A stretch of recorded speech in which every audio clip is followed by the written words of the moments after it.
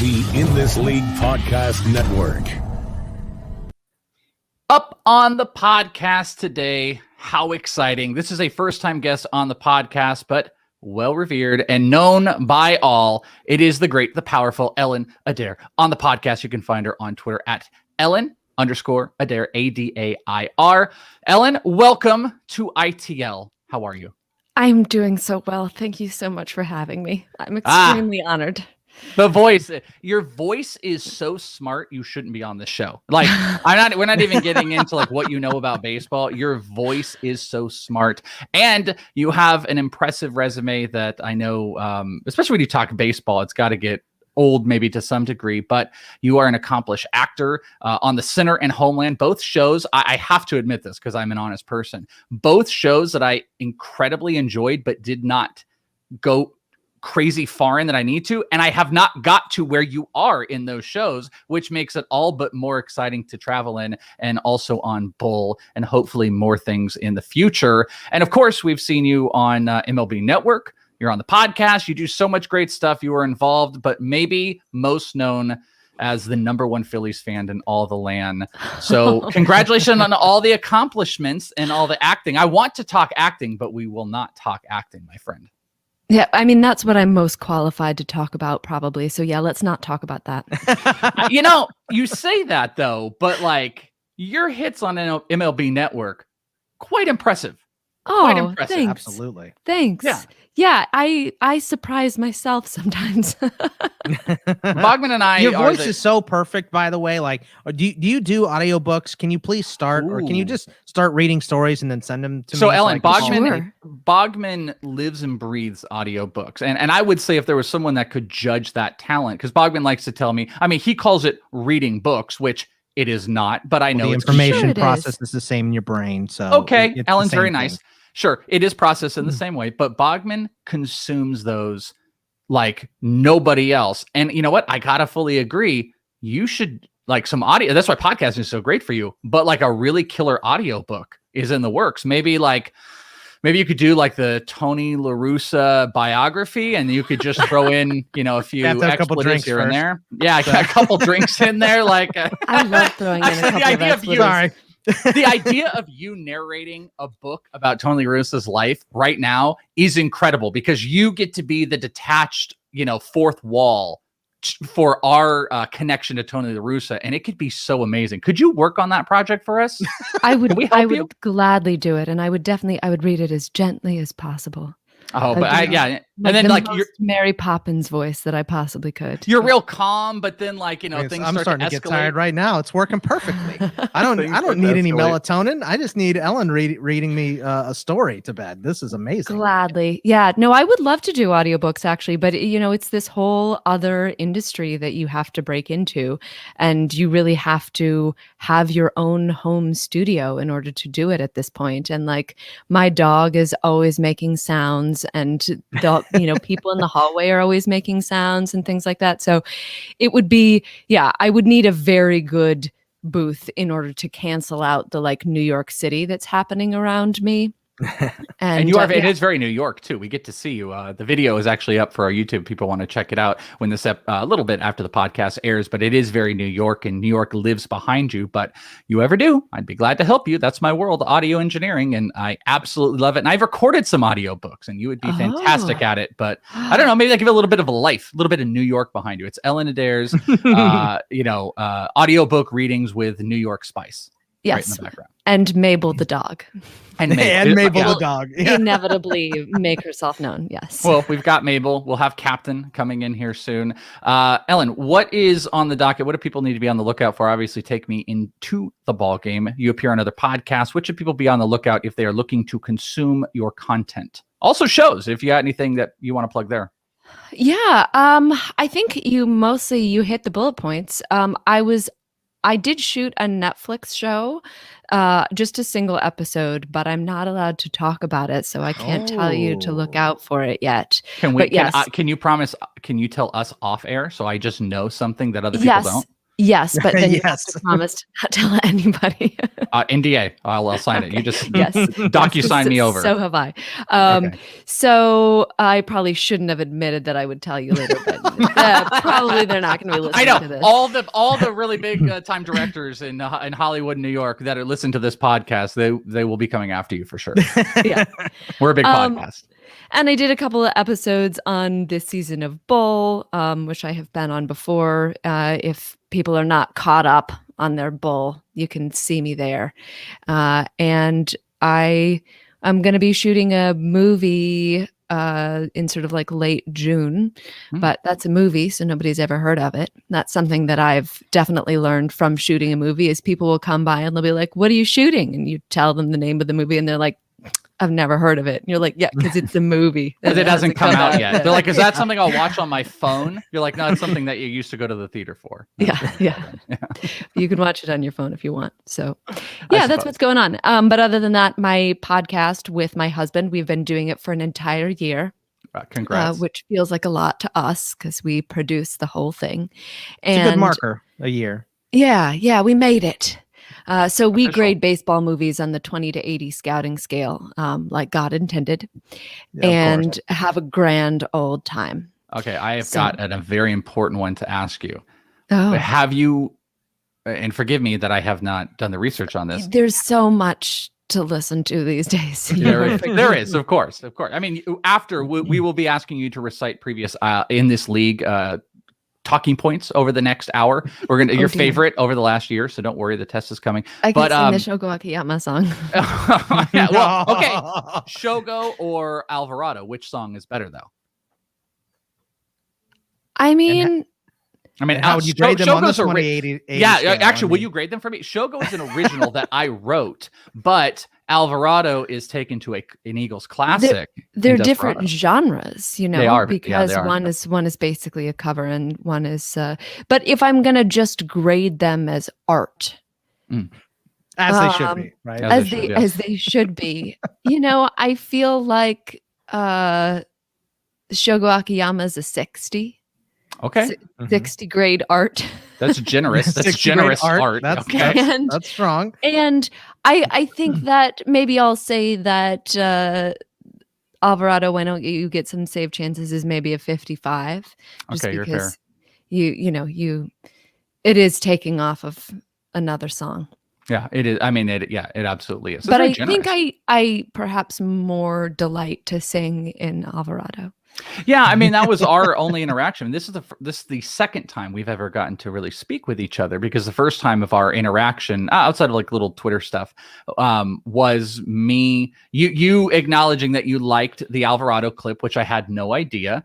So you caught me on a night where I was just like, I'm just going to sing it, and I did the beautiful. video and I popped it over, and that was our conversation. And then that's what we bonded over on our little clubhouse meeting last week. We bonded over the song. So. I don't know. Maybe it should also be a 60.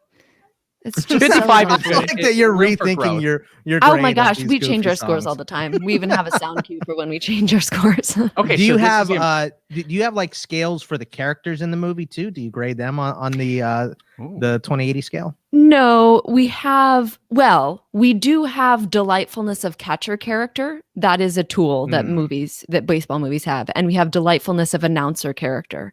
But other than that, we just have storytelling. So like, discussion of different characters and their motivations and, I don't know, their point of view doesn't track, etc. That happens in the storytelling tool.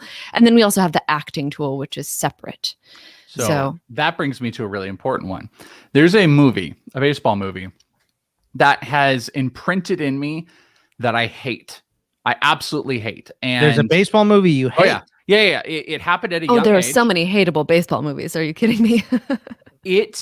It stuck with me, and I couldn't even tell you when I watched it. I had to be in my young teens or something like that. And I remember seeing it, hating it so much that if you were to ask me what was one of the worst movies I've ever seen in my life, I would recite this. But to be fair, I don't have, I couldn't tell you one scene in that movie right now. And I think it has an incredible actor, and it has one of the worst actors in it. And that movie is The Scout. Art. Yeah. Who is it? I'm forgetting the great Brendan guy, Fraser. Brooks. No, Brendan Fraser is one of the worst actors on the planet. But I think he's kind of good in it, actually. I don't know. But see, I don't I remember. thought he was good in it too. Who's the other guy? The Albert I know who you're talking about. Al Brooks, right? Al Yes. Brooks. Yeah. Yeah. I think that's what I said, but like I have very poor memory sometimes. So So I'm looking here. The Scout, Albert Brooks, guys. we have Albert Brooks. covered The Scout. Yes. Okay, Yeah, so I had never what seen was it your before. take? It's a terrible movie. It's a really terrible movie. God. There's all kinds of like tonal inconsistencies and the things that are just problematic in many different ways. I wish they would have just decided that they were going to do one kind of movie or another.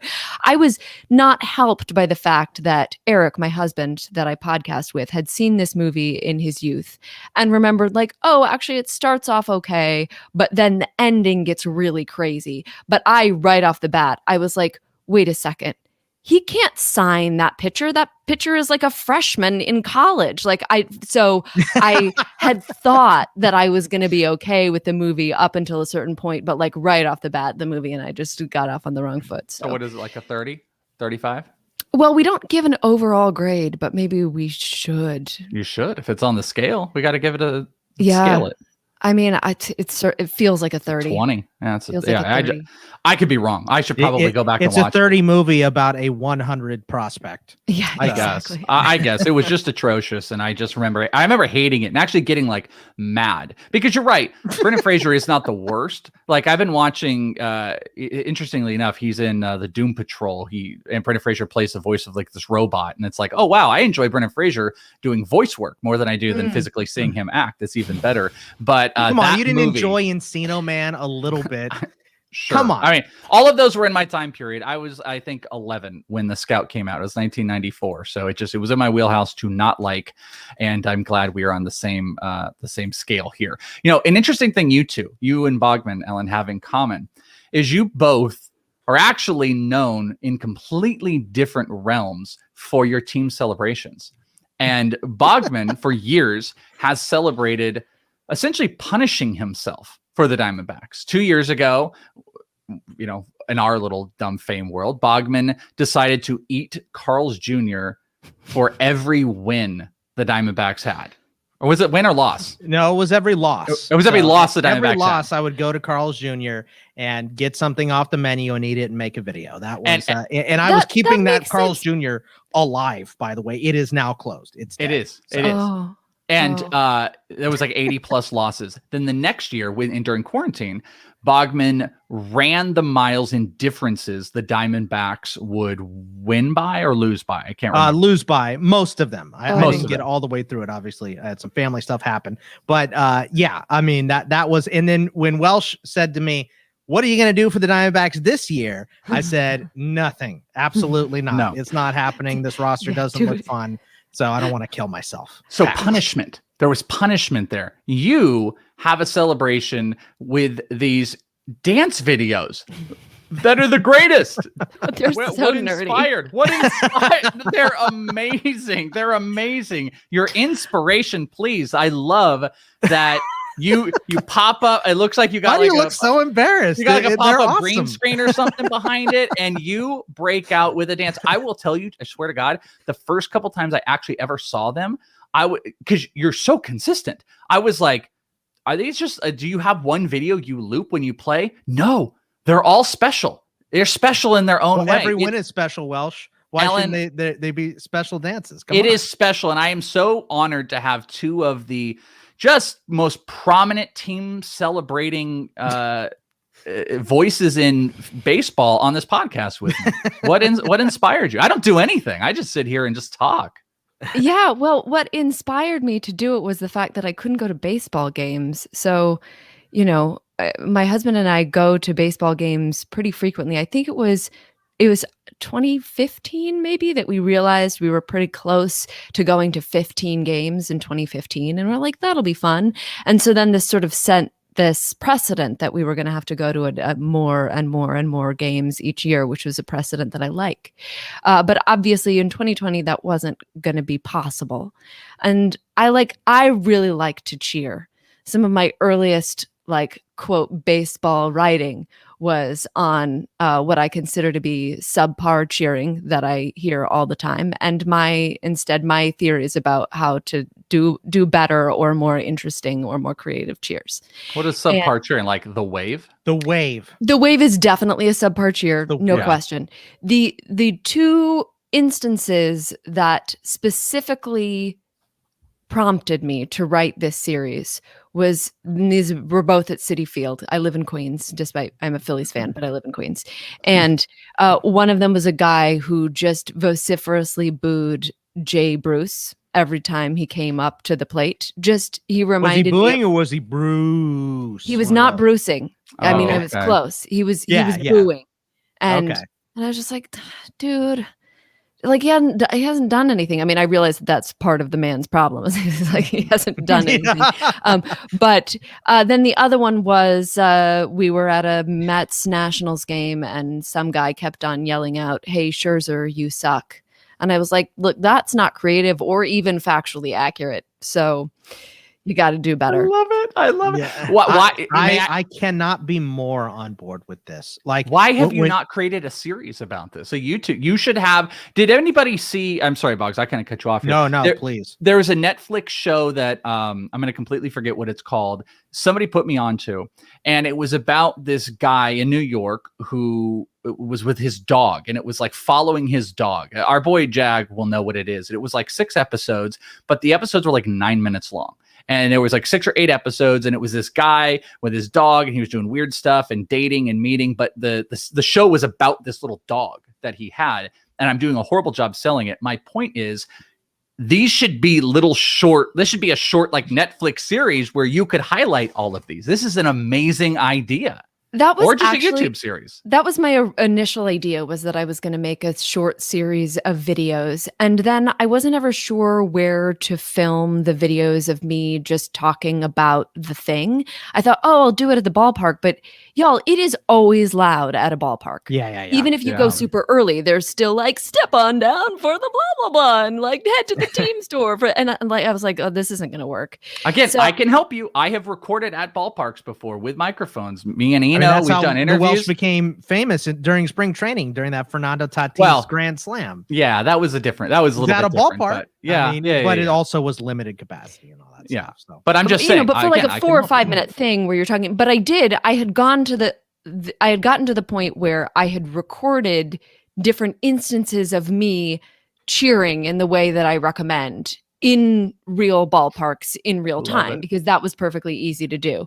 So I thought I was going to maybe put this together. I'm an actor, but like, I don't know how to edit videos together or whatever. I know that I should, but I'm a different multi-hyphenate. Like there's only so many hours. I can't believe that during the pandemic, you didn't learn how to do all that stuff and a different language and how to woodwork and 17 new skills. What's your problem? Yeah. I've mostly been working on a novel. That's my problem. Okay.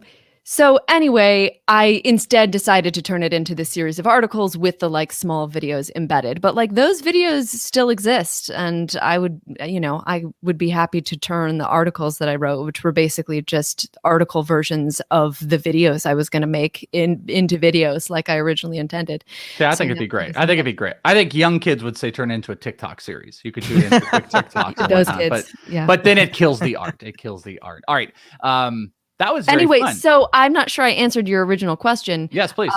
Which was, I think it was a powder keg of two things. I couldn't go to the ballpark, but I still wanted to be able to like express my love for the Phillies from home. I wanted to like do something that was happy, because it was, the summer of 2020 and we were all filled with despair all of the time. And so that was part one. And then part two was I was doing like dance videos at home in order to exercise, because I couldn't do anything else. So I was like, I should like reconstitute these moves into my own dance video. So yeah, have the Phillies like acknowledged you at all yet? Not the dance video specifically, but the Phillies have acknowledged me. They sent me a hashtag signed JT t-shirt. So I appreciate that. That's very, very nice. I like that a lot. But I didn't get any acknowledgement from the Diamondbacks for eating all that Carl's Jr. And I tagged them on over 80 videos. Can Not you a single believe one. that Or we It's Carl's probably Jr. because you did it when they were losing, which actually, I mean, I understand that you think that that's a punishment. I feel like when the Phillies lose, I do want to eat food. Like it Well, makes me. that's the whole. Well, I that's mean, that the was the thing premise. That the, was the the premise. whole Yeah. the whole thing came from when they traded Goldie. I was so Yeah. mad. I'm like, I got to do something to feel good. So I drove to Carl's We Jr. did, which one is of, not close to my place. we, so. we have a handful of things in our little, a little realm of people that listen to us that know us for. And one of the, I mean, handful, I don't even know what they are anymore, Bogman. Most recently, my Tatis video with ESPN, but the emergency podcast, the famous Goldschmidt emergency podcast, where we were so enraged and so upset.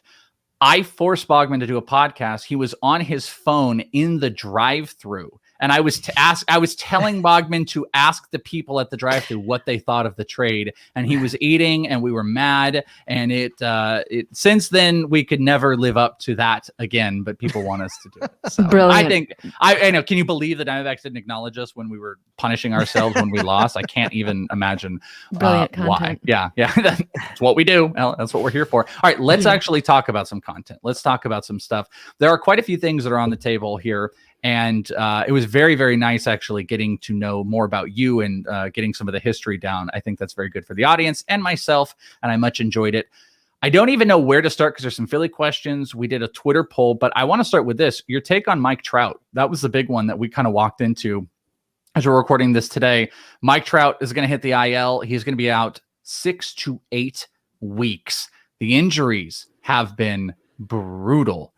I would just love to get your take on how anybody can handle. Should we just all dance a little bit more to start handling this? Because I think we were all okay until Mike Trout not only got hurt, but we're going to be without 2 months of the greatest baseball player that we've ever seen. Oh, Did we lose Ellen? I think so. It was such a great setup that I had. Yeah, I thought she was really thinking about it for a second. You know what I mean? It's like I really have to there think she is. about this. She's There we back. go. All right, now you're back. My computer can't handle it.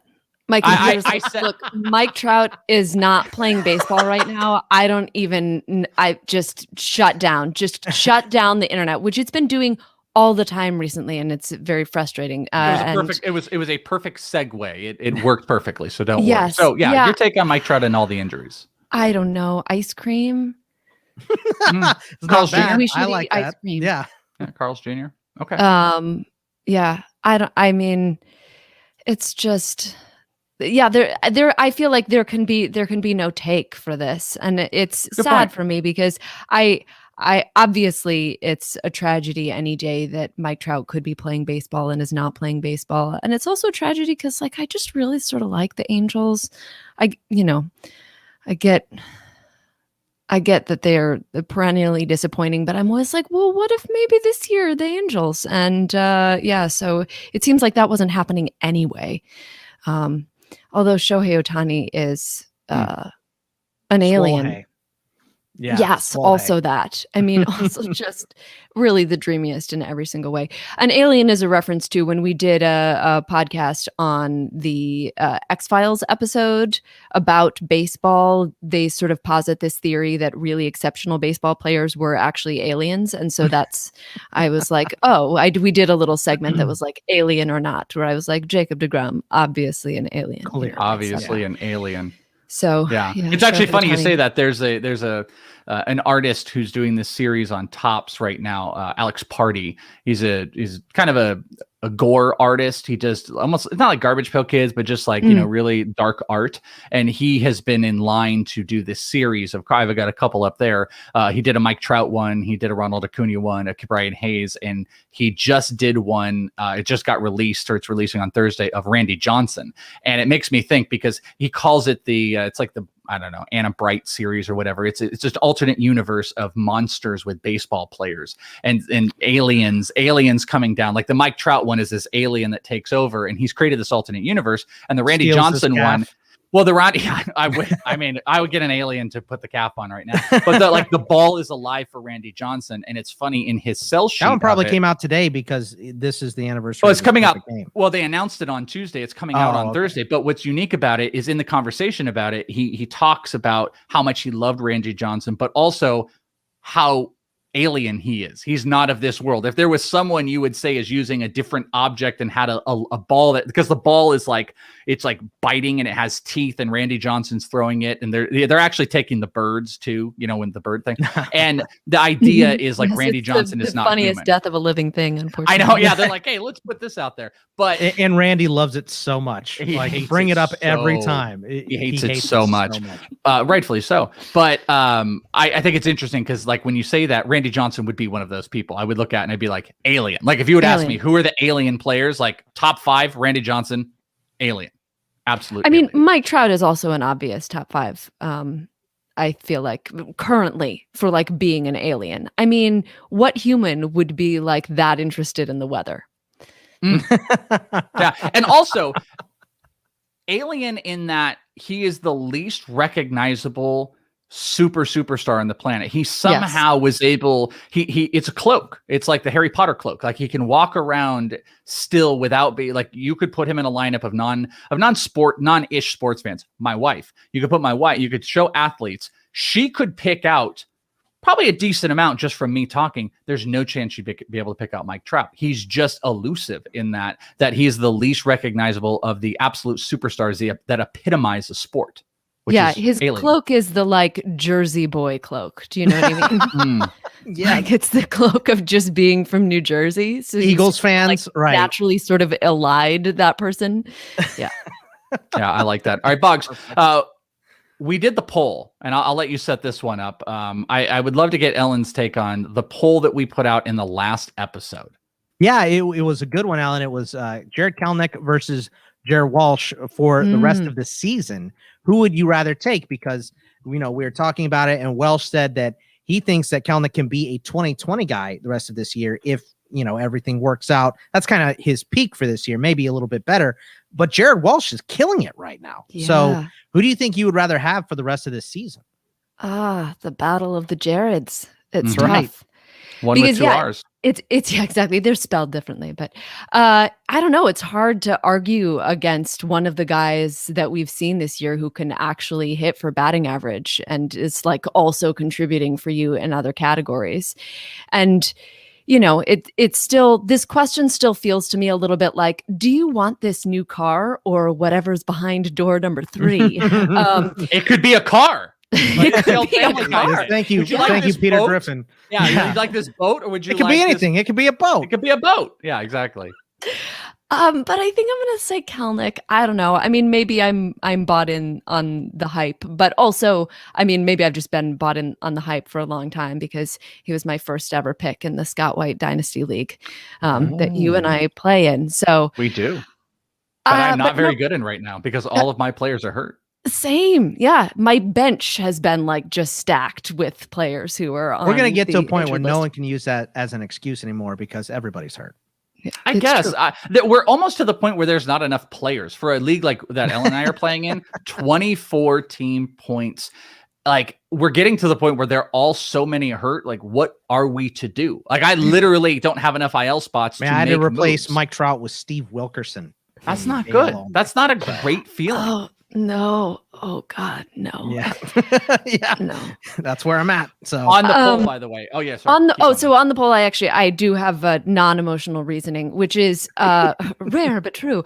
Number one, I know that Walsh consistently runs a high BABIP, but I see that he has a 4.12 BABIP right now, and so I don't think he's going to necessarily sustain that or his 3.43 batting average.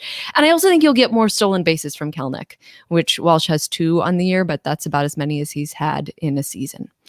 So those are my non-emotional reasons. And those same reasons, I think, were in line with what we had talked about in the last episode as well. Outside of higher floor, lower ceiling versus higher floor, lower ceiling. It is like the stolen bases clearly come out.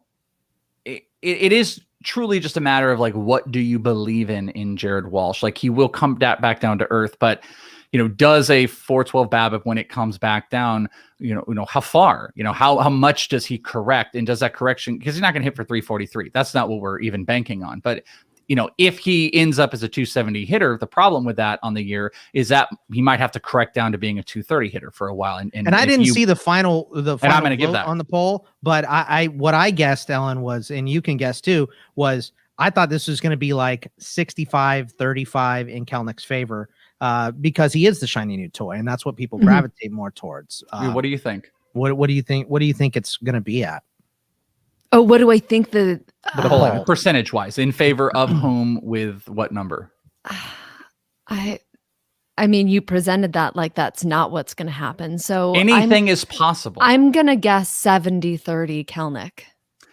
So that was the early vote. The early vote, as I'd mentioned last episode, it went heavily in favor of Kelenic. And then it came down and down and down. And before we ended the episode, we were around 52% in favor of Kelenic. But post episode, it went back up. It finished good, like 550 votes on it.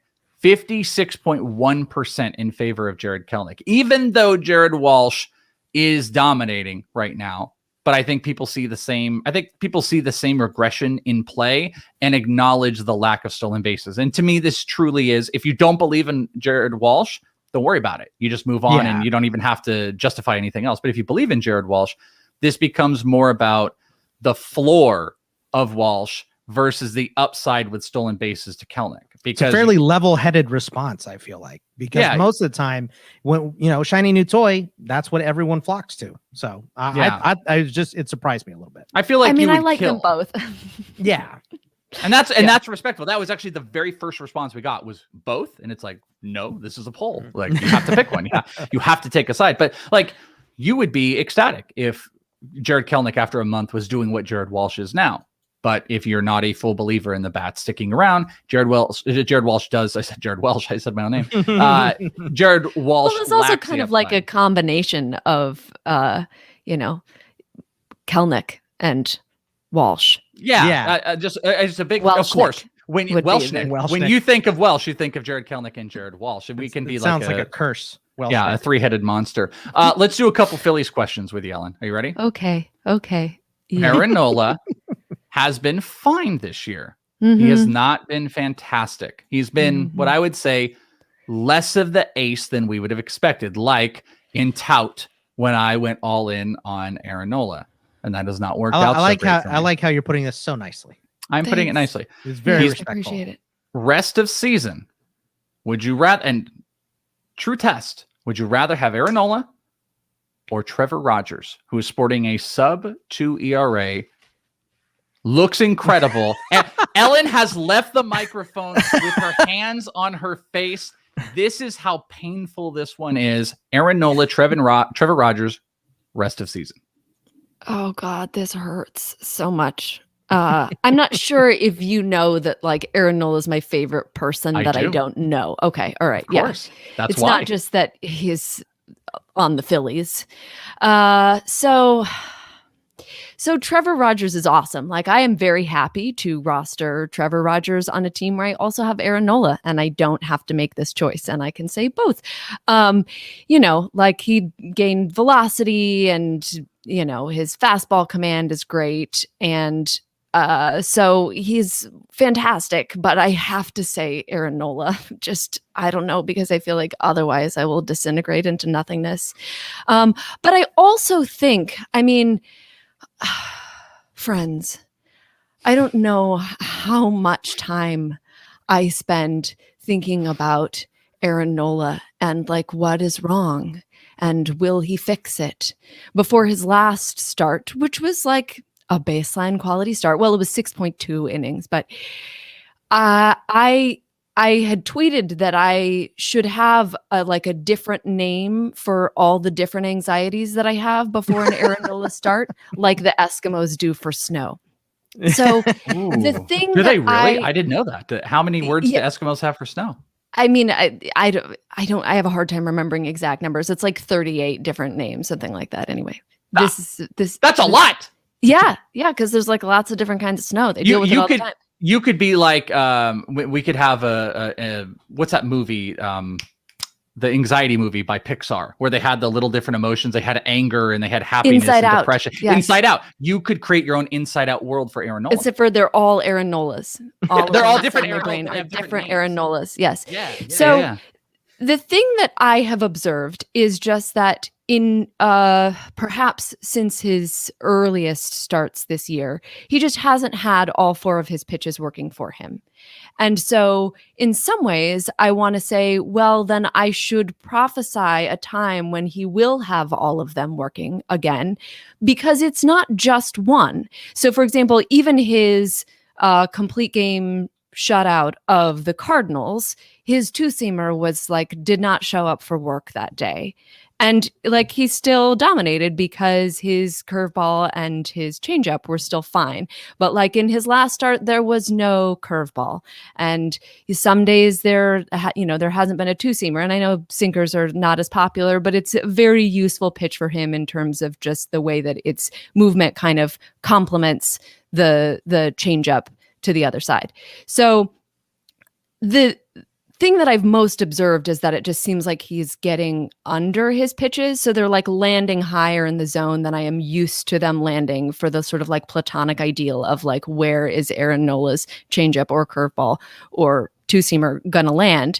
And I don't really know what to do with that information. Because, sometimes throughout a start, he'll sort of like figure it out with one of the pitches, but not with the other one. And it does seem to me like his release point is generally higher, which actually I guess would, and I am not a genius about pitching mechanics, would make sense if he was sort of under his pitches. And I feel like when I was looking at the graph of his release point, I was almost like, I feel like maybe this is a graph of when Aaron Nola is good and there might be something there, but also I'm just like a layperson looking at this stuff. So, I mean, part of the reason I am deeply concerned that Aaron Nola is like merely adequate and not, riding around on a Pegasus like he is in my heart. But I do feel like all of the component parts are there. There's no pitch that goes away for like 2 consecutive outings. And so hopefully everything will fall into place. Couldn't go with an easy question, could you, Welsh? Come on. I love it. I absolutely love it. That's a fantastic take. Again, selling yourself short, Ellen. Selling yourself short. That's a very good analysis of it. And he's always kind of been that too. He's always kind of thrived or walked that line of inconsistencies where getting a good feel, like when he's completely on, he's on. Like guys like Clayton Kershaw, they're just kind of always on, until he starts to lose his stuff a little bit. Nola, I feel like, has always been struggling with the consistency of staying on and having all of those pitches. I think it's a really good breakdown. It'd actually be interesting to go back and actually look at splits too. I'd be interested in looking at splits on, months and first years and even looking at release points if possible. But I still believe Nola can get back and return to what he was in his form. And I actually kind of think as long as he's healthy, at least he's giving us something back, right? Everybody else else a good buy low. Falling off. So I think Nolan's still kind of a good buy low, but it really puts someone to the test because, Trevor Rogers, if we just come back to that for a minute, that's a guy that I think for most, he's overperformed to a pretty aggressive degree. And it's not the same arsenal of a guy like Aaron Nola. And he is a player that you feel like you're waiting for the shoe to drop. You're waiting for it to happen. Like, this has been great, but where is it going to go? To me, this would be like the true test of confidence in a guy like Aaron Nola. If you sold high on a Trevor Rogers to buy a little bit low, like this isn't like Luis Castillo low, who Luis Castillo just started to do some stuff, was blowing up. This is just an ace who is performing at a mediocre level, which we've seen. It'd be like Flaherty last year. Flaherty kind of fell apart, and I think he leads the league in wins right now. And this would be buying low that I don't think I would be against this. I don't think I would be against, regardless of how amazing Trevor Rogers is. I think this is a deal that could get done, that people could just say, hey, listen, I can't deal with the 6 inconsistent innings I'm going to get from Nola in a low 4, high 3 ERA. I'm going to go with Trevor Rogers, who has been amazing. And Rogers' trade value will plummet the minute he blows up. The problem is he's not blown up. And that is what holds so much weight to it. I would personally be comfortable moving a Rogers for an Aaron Nola. I'm kind of with Ellen. Yeah, I'm gonna take the upside on Aaron Nola too. I mean, Rogers is great, but come on, he doesn't have the track record that Nola does. So I'm gonna stick with the track record and go with Nola and assume that he figures it out. It's always better to not always better, but in general, I'd rather take the 4-pitch pitcher over the 3-pitch pitcher too. Yeah. So. Yeah. Bogman, ask her the toughest question. This is what's wrong with Alec Bohm? I mean, Yep. what is it? I'm looking at his stats from last year. He's got the same 4 homers, 44 games last year, 41 so far this year. He's got the same RBIs, 22. He's even up in stolen bases. He scored 7 fewer runs, and he's hitting 114 points worse. I mean, the BABIP obviously is a big part of it, but can you tell us what is wrong with Alec Bohm? Please fix him. Well, here's what I've observed from watching as many Phillies games as I do, because I am a masochist, I guess. So it seems to me like he is, and this is unscientific, but it seems to me like he's always hitting screaming line drives right at a fielder. And I don't know if that's a shift thing, since he hits to all fields so much as it just, I don't know, seems like bad luck. Like he and Nick Maton are like yin and yang. He'll blast one that gets caught, and then Maton will loft this like lazy little looper that just lands in no man's land where nobody can get to it. So I looked some numbers up to see if if what I have observed is at all accurate. And the fact that he's got an expected batting average of 269, which is, of course, nothing like his batting average, which I think was overperforming last year because of his BABIP. But his average exit velo is in the 91st percentile, and his max exit velo is in the 85th percentile. So it sort of seems to square with what I'm seeing. You'd expect, if you had those numbers, that you would be performing better. But of course, also one of the problems is that he's walking a lot less. And I have this is like a deep in the weeds theory, just from watching him and Rhys Hoskins, who is also walking like much less after a very long, career of basically like that being his main skill.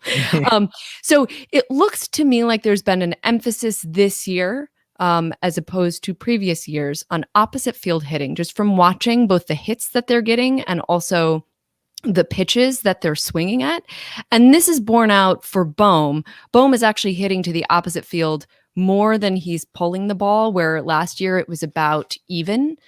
And anyway, so I sort of wonder if both of those hitters are striking out more because they're trying to get to more different kinds of pitches and get more different kinds of hits, rather than just sort of like being like, I know this is the pitch that I'm going to sit on and wait for it.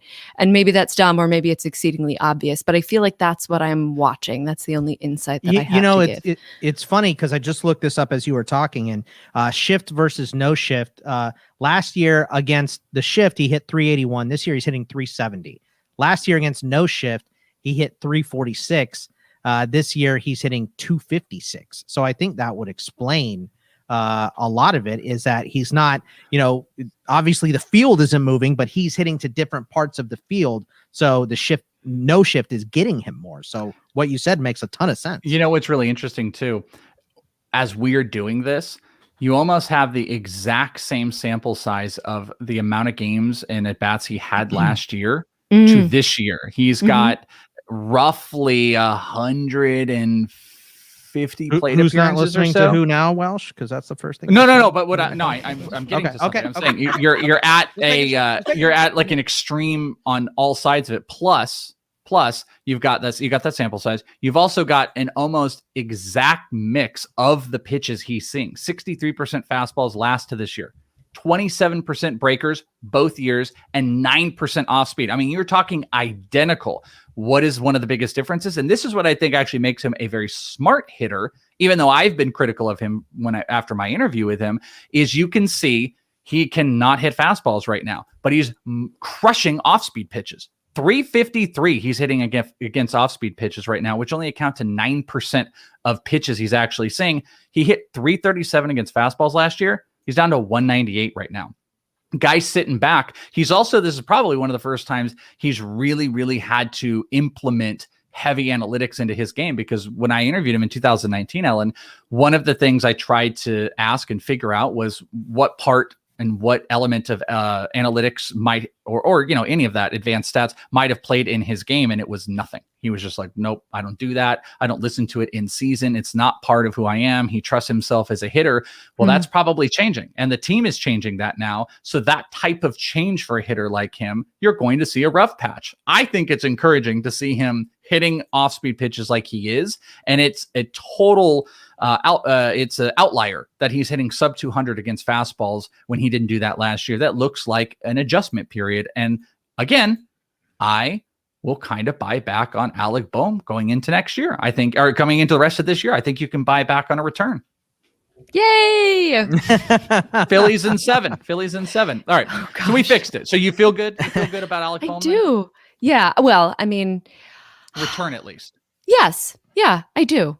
I feel like he does, and I don't think that I quite knew that fact about him, and not really embracing analytics or anything like that. But I think all kinds of hitters are all kinds of ways, and they should be allowed to be the way that they are until they need the thing, and then they're going to have to figure out how to use it. Yeah, it's a pretty good team and pretty good guys around him. As soon as he got to the majors, and a guy like Bryce Harper takes you under his wing, it's not the worst role model and worst guy to have working with you to really get your game going. So we buy into Alec Bohm. All right, guys, let's jump over. We're going to do some other stuff, but let's jump over and answer some listener questions because we've been having so much fun, Ellen. We've been talking about so many things. We don't want to forget about our wonderful listeners and whatever chaos they have for us. Let's do a little bit of mailbag. The In This League Podcast Network. All right, Boggies, what do we got? What's in the mailbag for you, me, and Ellen? The first one is a haiku. It says, Braves hitters suck so much. Why did I draft you so high? Please hit better, you losers. And that is from Steve. He says, why does every non-Acuna Braves hitter suck? They're absolutely killing me this season. Wait, hold on. Haikus are 575, right? Yeah, I don't think this he is had not a haiku. I but did this earlier, and I happened to just glance at this one, and I was like, Braves hitters suck so much. That's 6. Why did I draft you so high? That's 7. Hey, look, then, an attempt was please. made, right? Okay. So that is the ITL haiku. Completely inaccurate. One line is correct. Good job, Steve. Why do Braves hitters? It's hard to suck when you're a Braves hitter when you've got Acuna and Freddie Freeman and Ozzie Albies. But how about like hyper aggression at the plate? Lots of strikeouts. Just murder balling. Freddie Freeman's baseballs. hitting 218. Albies is hitting 236. Ozuna's hitting 211. It's not good. No. Are you why, Ellen? Why do the Braves suck so much? There's got to be a clear answer that you have, of course. Karma. Yeah, that's what you get when you ask the Phillies fan. I do not love Atlanta. I do not love that team, that franchise, I guess I should say. Like, I have nothing against the players personally. Obviously, Freddie Freeman is like one of the most lovable people to play the game of baseball. I mean, I don't know that I have a different answer for the Braves than I do for the rest of the league. I mean, yes, perhaps their aggressiveness is not serving them well, but I just feel like perhaps this just feels like the complete cop-out answer, but it's the same ball that is making pitchers more dominant and making balls that used to be homers fly out to the warning track. And so everybody's in this, it's such a delicate ecosystem, baseball. And so everybody's just trying to readjust to the new little petri dish that they're in. It feels like the Cubs last year, right, Welsh? Yeah, it does. It actually really does. And it is interesting bringing back in like the ball perspective of like what that's playing in. And it's super, super hyper against them. And I was looking, they are 20th in baseball in strikeouts per game at MLB. I hope I'm not looking at pitching. I feel like I'm looking at hitting, but I could be wrong here. Maybe I should look. Maybe I should sort this better. But yeah, I don't think it works well. I don't think this team is not built for the hyper aggression that a potential lighter ball is in for. And those players outside of Freeman is the one outlier that surprises me. it would be better to have like maybe a few more contact based guys like Dansby Swanson. He kind of fits that role, but I'm not sure it's quite been there. So Steve, we don't have a haiku for you, but Braves or a will high IQ for you. Oh, thank you. They'll be okay. They'll get it right. There's some amazing players there. Acuna is doing just fine. He's doing just fine. I'm never a big Albies guy, so that doesn't really work for me that He's well. He's starting to hit, like over the last 30 days, he's hitting 278, but Ozuna's still at 212. Acuna's 176 in the last month. Swanson's up to 211, and Freeman's down to 221 over the last month. You know what I would say? Just hasn't been fixed. Be happy they're healthy. Stop complaining. Be happy that they're on the field. We don't have players on the field anymore with the Diamondbacks. Yeah, it does seem to me like Swanson and like Austin Riley have been sort of better of late than they were earlier, but this is mostly anecdotal because I don't own a lot of really team you probably own as many Braves as I own Dodgers, so that's probably what it is. It's hard to root for them. But it's just sort of like if they fall and I'm like, oh yeah, all right, Ozzy Albies, I guess you're a good value here, so I'm not going to be that stupid. So I think I found it, by the way. I think the Braves are the 12th most strikeout team. That's not a sentence. They strike out the most. The 12th most they strike out. Surprising to me, actually. I would have thought they would have been inside the top 10. Can you guys guess who the number one team that strikes out the most? Detroit. No, they are number 2. It's a very good guess, Texas. Ellen. So stop guessing. Okay. No, it's not Texas. They are number 3, actually. These are 2 good guesses. I know. Number 1 is on the board. Please answer in the form of a question. Buzz in when you're ready. We buzz in with the turkey sound, by the way. We go, that's how you buzz in.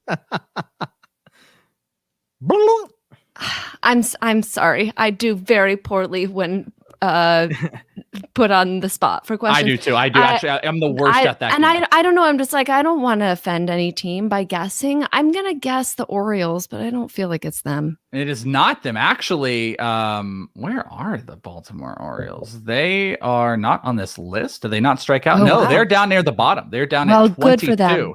Good for them. I agree. Bogman, you buzzed in. It's the Cubs. And you did not answer in the form of a question, so you're it's not even accepted. I'm sorry. Ding ding ding! I apologize. I had no idea you were Aaron Rodgers. I did actually ask it to be. There are 5 teams that have struck out 400 times. The number 1 team, which has not been named. By the way, I hate to tell you this, Philly is tied for 3. They're tied with the Texas Rangers. I wanted to say the Phillies, and then I just felt like it would be going against. The Milwaukee Brewers were 5. The number 1 team, the team that strikes out the most, the Tampa Bay Rays, 438. What? Yeah, that's a surprise. Yeah, I was surprising to hear that. We're going to get that. I think I might have guessed the Marlins, but yeah, 14 more strikeouts than the Tigers. So there you go. Fun fact that no one needed. Next one says, yo, Bogman the Welsh and not so secret mystery guest, the incredible Ellen. So I'm watching the Reds over the weekend. This is funny. And I hear a nice Welsh shout out from the Reds broadcaster, something about spotting minor league pitching ability. So that was cool. I'm sure they were talking about you and not the announcer, Chris Welsh. They were 100% talking about Chris Welsh, the former Reds pitcher, which... It's unbelievable that this Chris Welsh has signed autographs on that Chris Welsh's card and sent them out. We had somebody. That's fantastic. Ellen, we had this person write this, like, I don't know, whatever, some stupid article, and it was like the top 10 baseball podcasts. And she's very nice, and she sent us an email. Hey, I put you on the list. We're like, oh, okay, cool. So we go and look, and we were like, whatever, number 6, and we go and look, and it goes. By Scott Bogman and former Reds pitcher Chris Welsh. And I was like, I'm much younger, by the way. I have no money, so I'm not. And all we do is share the same name and talk about baseball. But I can understand why maybe that got confused, because if he talked about minor leagues and my name was out, then I can see how that is. But yeah, not me. Not so me. Delightful. And it reminds me of, and this is an only anecdotal story that I have, but my father has every single day that I have known him, like, I don't know what my father's upper lip looks like. He has like a handlebar mustache. And when he was a young man, like kids would stop him and ask for his autograph as Raleigh Fingers. I was about to say they Just thought he was assuming Raleigh, it right? was Raleigh Fingers, and he would just be like, "Sure, kid." Just like, That's You the best. probably got tired of saying no so many times. Just like, sure, I'll say No, it. That's but fine. it's also you just get my dad's a embarrassed. very like sweet-souled man. You know, I It's just also didn't an want to disappoint a embarrassment. kid. I work at I had the exact same story I told one time, but I've never had I don't grow facial hair well. I worked at a radio station and I was doing a van hit, and they were doing a race, like a marathon, and I was out. I mean, what famous person would be at a van out under an awning with a white table, and I'm standing there, and this poor kid comes up to me and he goes, "Oh my gosh, I love you so much. I love all the stuff that you do. Will you sign my shirt?" And I was devastated because I wanted to tell him, like, I'm the worst. I'm nobody, but I signed a shirt. And I was like, all right, there you go, Rusty, get out of here. Like, it was so embarrassing, but there's no chance I could break that kid. I'd rather him be devastated later when I'm not there than I could do it in front of him. So I had to sign the shirt as, you like know. some psycho signed my shirt a long time ago when I was a kid. What is this chicken scratch? By the way, That's this isn't even the question that he has for us. sorry. He says, Great. after this game name, after that, this guy named Tyler Stevenson comes up to bat and proceeds to kiss his pinky ring before every pitch. Was it weird? I don't know. I felt uneasy and thought it was a touch gross. Then I thought about other rituals or superstitions that players engaged in at certain times, you know, like Jeff Hornacek rubbing his face to say hi to his kids. I didn't know about that one. What? Or Dion laying his uniform out in front of his locker. Does this dredge up memories of such other rituals or superstitions? And he says, and don't Google image search Jeff Hornacek daughter if you want to feel young. You guys are the absolute best, and that is from our guy Jack. So I don't know the Jeff Hornacek one. That's a weird one. I didn't know that one either, but like Jason Kidd did the kiss thing for his wife, you know. Nomar with the gloves, right? There's a lot of little pregame rituals. That's kind of I have a two-parter. I'm thinking about this. Ellen, do you have one that stands out? Let's start there. Is there a ritual that stands out to you? There isn't. No, I'm sorry. Okay, you can have Nomar. Sure. Yeah. The main thing that I'm thinking about right now was that Eric and I just did our podcast on the Goofy cartoon, How to Play Baseball. And the best part of it is the part in which Goofy, as the batter, has an incredibly elaborate, like, pre-batting routine that involves rubbing dirt like all over himself. It's the best part. I wanted to know. I mean, I feel like this is going to be a quick no, but do you have a routine? Like, you're getting set for an audition, you're going to go in, put some eye black on, rub a Buddha, like anything? I mean, I guess I do. I do have a routine, but it's not a physical routine. It's a mental routine. Can we get like a little like sample? This is like asking for a mantra. But I would say, is it like you Stuart know, Smalley? Is it like, I'm good enough? I'm smart enough, and gosh darn it, people like me. That's what I would do. I would be like, you're okay. Like, that's how my setup. I would be like, Welsh, you're all right. You could probably do this. Like, that's how I would pump myself up. Like, you're not horrible. I guess it's similar. I think it's a mental routine of trying to clear myself out of myself, and like in For the Love of the Game. Yeah, I mean, Costner maybe on the mound. Yeah, sort of. But it's also it's about having a mental image, and I have a couple different that I use to focus on that's like inside my head, but like in the natural world, so that I'm not, it just feels like a cleansing thing. And then I am welcoming in the, oh gosh, I can't believe I'm talking about this. No, like I'm welcoming in the other person that I'm going to be. So it's about yeah. No, and then being like, and now I'm going to be this other person who has this other life and these other, and so it's sort of about welcoming that in.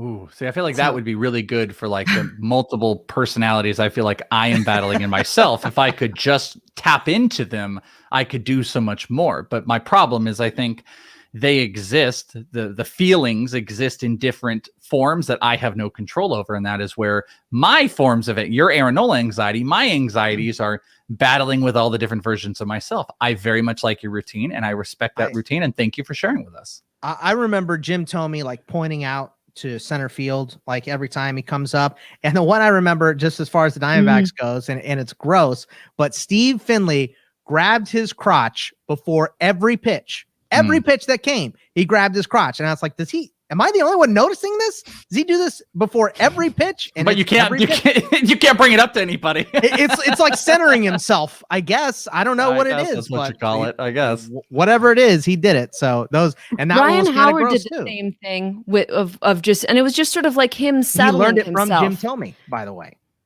because Jim Thome played in Philly, right? For a little bit when Howard came up. And I'm pretty sure he's talked about that, and that's where he got it. Oh, okay. Yeah, I didn't. I didn't know that. I have to. Gosh, I didn't have a television until 2010, so just the truth. So yeah, I grew up listening to baseball, which means perhaps I haven't observed as many of these things. The radio call is always better. I mean, Scott Fransky is my celebrity crush. My number one celebrity crush. He's the best. We have the governor out here, Greg Schulte. He's been for the Diamondbacks since day one. So I'm absolutely with you there. Sup, Welsh, Nostrabognis, and Ellen. Any players you are buying high on? And that is from our guy, Jag. So is there anyone that you are going to buy, even though they're going to cost you a lot right now? No. Next question. I mean, I don't know. That's a wild question. I don't know. Byron Buxton, I believe in Byron Buxton to a super high degree. Yeah. I mean, those are those broad questions. I would always struggle with that. I think it kind of comes down to like the level of where you're at, and like what your need is. I'm not sure there's a specific player I could point to, when Buxton is healthy, that's probably the player I'm buying on. I mean, I'm trying to pad here for a minute to look at player names. If I have, okay, yes, please. Shohei Ohtani. So good. I just saw his name. I was like, Shohei's a good one. Yep, that's a great one, Ellen. Yeah, pay for it all. Someone asked a question: in redraft, would you sell Ohtani to get Tatis? And he's like, I know this is probably a silly question. And I was like, that's not a silly question. I probably still do it. But there are some scenarios where, like, if you can use him as a two-way player and it's daily, I'm not sure I would take anybody over Ohtani in that case. Yeah. So I have Ohtani in a league that it's daily, and also we're limited to the number of starting pitchers that we can have. I think because the number of starts or actual physical starters on your roster? Physical starters on your roster. Ooh, is he an exception? I don't. Yes, he's an exception because he's DH, SP. So you can slide him in that SP, and he's worth even more in that league. Wow. And so that's the number one player. Somebody was I reached on him by like I don't know 50 spots or something in the draft, being like, if this works out, he's going to be like an extra shiny unicorn. And somebody was trying to buy him from me, and I was like, I don't think he has a price. I don't think he has a price for me. There's something freeing when a guy doesn't have a price, by the way. I do love that. Like when I know there's nothing you can bring to the table for it, I feel okay, because I always have this thing where it's like someone could come in, and I see crazy offers people send in, and I would think about it. But like when a guy is just completely free of that, I love it, because you could send it in and it's just like, nope, instant reject. I don't even need to look at that. And one of the only places I have showed Donnie, our league that we're in, Ellen, that is, I bought him in a little expansion draft, and it would be awesome if I were winning games with the best player in baseball. But it's a points league and a weekly league, and I got to make my choices, and it's not the best. That's baseball for you. So impossible. You can have the best player on your team and not win. I know. That's a very, very good one. I like that one. I think there's, you could point out, how about one more? This will be a good one for you, Jack. Isaiah Kiner-Falefa. That would be a guy at the top. I would go buy him right now. Exactly. Buy your shares of Paul Sport too. Overall, it's not something I'm really ever going to do, is buy high on a player. So it's just, to me, it's not good practice. So I'm not going to do it. We'll do two more because we're already way over on time with Ellen. So can you see one or both of Adolis Garcia or Cedric Mullins becoming top 75 players for fantasy for the next 2 to 3 years? And that is from our guy, Barry Baker. So, Ellen, what do you think? Adolis Garcia, who is white hot right now, and Cedric Mullins having a great year as well. Obviously not striking out because the Orioles aren't. But what do we think of these two teams, or these two players? Excuse me. I don't know. Yeah, it's just sort of my feeling. I think perhaps, and I don't know, sometimes I just feel like so much of my thoughts about fantasy baseball are just confirmation bias. So like I was excited about Cedric Mullins coming in. So right now I want to say like, yeah, but I feel like maybe more likely Cedric Mullins, but I feel like that just has to do with I was already on Cedric Mullins and Adolis Garcia has been a complete surprise for me. So I don't know if that's a kind of a cop out. No, but I love that answer. And I'm with you, by the way. I think Cedric Mullins is the one of the I cannot relent. If I'm going to be critical of Adolis Garcia, I got to go all in. I got to keep going. I can't leave this train even when he hits homers. I gotta buy in. This is my confirmation bias. I'm out on Adolis Garcia. It's gonna end at some point. Hopefully, it's not 10 years from now. And can't when he's going to when he's going to the Hall of Fame. I will say Cedric Mullins with Ellen because I agree. I think that is a player, and I wish, like you, I were in on him a little bit earlier. But I think he has the makings of the top 75 player.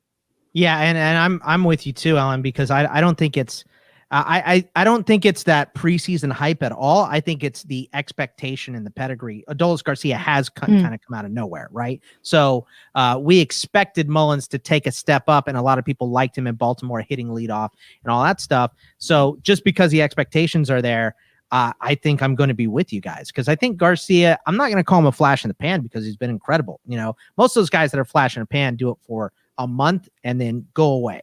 So I'm not saying he's going to go away, but I do expect from both these guys regression, but more on the side of Garcia because there's just no way he's going to be the number one player in fantasy for the whole year. It just doesn't make sense. So yeah.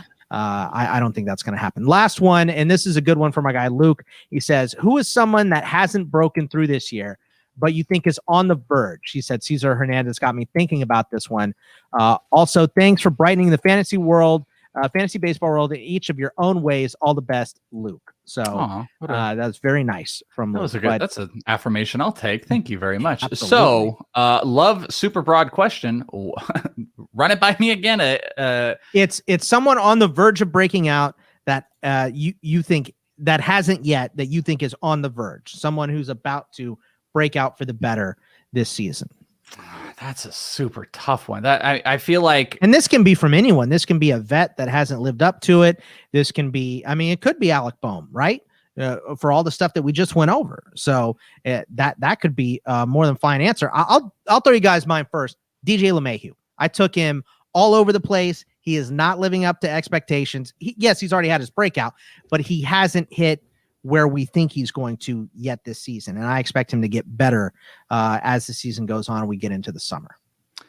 I could throw out maybe like a Willie Calhoun. I feel like Willie Calhoun is always on the verge of like a good breakout, but he's kind of like getting there, like 280 batting average, 5 homers in short stints of time. If he could just play a little bit longer. There's probably also just like a handle of rookies that I would point to in this case that I would take a look at, like guys that, especially like, here's the perfect one. Gavin Lux. That's the one. There you go. You stole mine. No, did I steal it? Oh, I'm sorry. You go. You say the things. I just agree with you. I agree with you. I agree. No, it's okay. I think it's easier.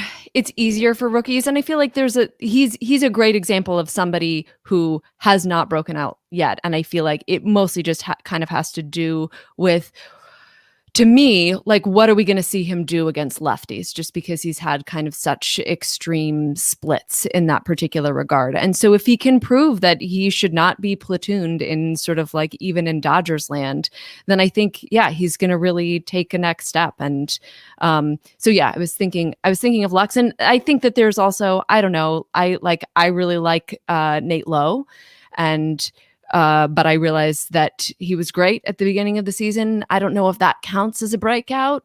Probably not. But I think he's more talking about someone that hasn't hit it yet at all this year. Well, the Lux one is absolutely. We were both on the exact same page, Ellen. He has been a 240 hitter. He's a fantastic hitter that has just not clicked yet, but the team gave the full ride over the last 2 weeks, though, hitting 318, 7 RBIs, 14 for 44. He's got a homer in there. He's going to have more opportunity with Corey Seager out to hit higher in the lineup. He has the pedigree, rookie pedigree, talent pedigree that has not been tapped into. All the classic signs of rookie struggles to sophomore, and it has not been put together to a player that can put it together. And that was perfect. We were on the exact same player. Ellen Adair is amazing. Spending all this extra time too. Didn't even shoo us off. I am the worst with time. I'm like, oh, it'll be this. It was not that. We call it Welsh time. Yeah, it is Welsh time. I apologize. But I also talk too much about everything, so it's completely my fault. Like 100%. Yeah. It is wanted, and you guys haven't seen this yet, but Ellen is the best because right before we started, she's like, I also did something for you guys, and she is sporting a Ketel Marte shirt, which right there, Arizona Ketel Marte. Nice. And that is such a good shirt. When he's coming back, as you guys are listening to this, he should be activated and back in action. Our good luck charm, as long as he doesn't get traded to the Yankees, like Bogman was going through some insane Yankees rumored trade. I just heard it on the radio. That's all I said. It's just blasphemous. I absolutely hate it. I don't want it to happen. I would die. Of course. I think I might too. I know. I would physically die. I feel like Al Pacino in Any Given Sunday. It's like, well, my age, you get used to it. You know, you just see him after Goldie. I'm kind of numb to Diamondbacks trades. So burn to all of it. You can find Ellen on Twitter at Ellen_Adair. You can catch all her great acting accolades. Go check out on IMDb if you need to get familiar with it. But The Sinner, Homeland, Bull, hopefully other stuff coming. And of course, Take Me Into the Ball Game. Anything else, Ellen? Anything else we need to know about? Oh, I guess something else that I can say is Please. that another thing that I do is I draw baseball players and other things. And so if you would like to commission a drawing of a baseball player, or another thing, if you're like, hey, a picture of like me and my wife for our anniversary, whatever, like a picture of me and my cat, picture of just my cat, I can draw all of those things. So you can hit me up Twitter if that's what makes the most sense. You can also see examples if you're like, hey, I don't want you drawing something without seeing how you draw. You can find examples on my Instagram at Ellen Draws Baseball.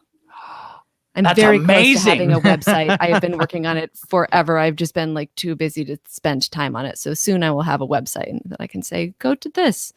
I have to figure out something to commission. I'm going to commission something. I don't know what it is yet. I used to draw too. I started drawing. Oh, I wish. Oh wait, actually, want to see? Hold on. Oh no, you're not gonna. This is for 1 second. I'm so sorry. We're going too long. Bogman and I did a series. No. This. Yeah, that's what I thought you were going after, and you are. Yeah, real quick, we did. It was for our Christmas special. We did a games. We did 3 games, and one was Jenga. The other was something else, and then the third one was called the 5-minute drawing contest. And I used to be an artist when I was a kid. I used to draw a lot, and it was 5 minutes. The other person couldn't see what we're drawing. We had to draw each other's faces. And by the way, I was never an artist. I will point that out at any point in my life. My handwriting looks like the chicken who walked across the page had a stroke. That's I would have. I actually wish I had yours. I framed yours in Oh, there, thank God. but this is Bogman. I drew Bogman, and it was actually only about 2 minutes. And this is Bogman as Zeus, if you can see. So, amazing artwork, right? If you could see it properly, yeah. You can tell it's my pretty strong. wonderful artwork. I'm such a great artist. it's pretty good, and especially in 2 minutes. Like I couldn't draw anything in I mean, full disclosure. Look at those eyes following you. 15 hours to draw my baseball player drawings, the detailed versions that I do. So yes, Okay. 2 minutes, respect. I'm gonna commission something. I hope you guys do as well. If you, you know what, let us know if you are hitting her up. I want to know ITL people that are doing it, and I would love to see that artwork. That is fantastic. You are amazing, and thank you so much for spending some time with us. And thanks for you and I playing passing notes on Twitter and stuff when we were doing some stuff. We've had fun. So thank you, Ellen, and hope to have you back. Thank you so much for having me anytime.